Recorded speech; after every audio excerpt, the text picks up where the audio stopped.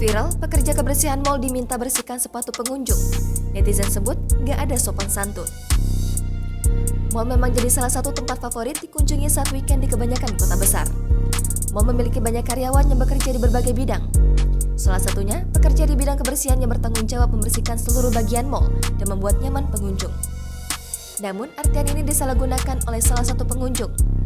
Terlihat dalam video, seorang wanita dengan tidak sopan menyuruh pekerja kebersihan membersihkan sepatunya. Sepatu wanita itu masih terpakai di kakinya.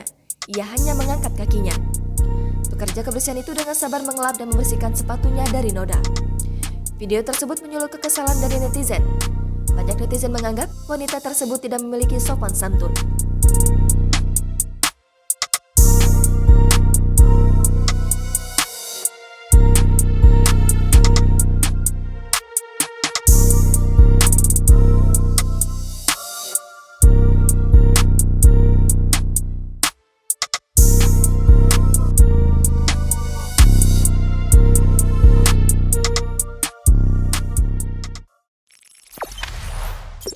Jangan lupa subscribe, share, komen, dan like ya.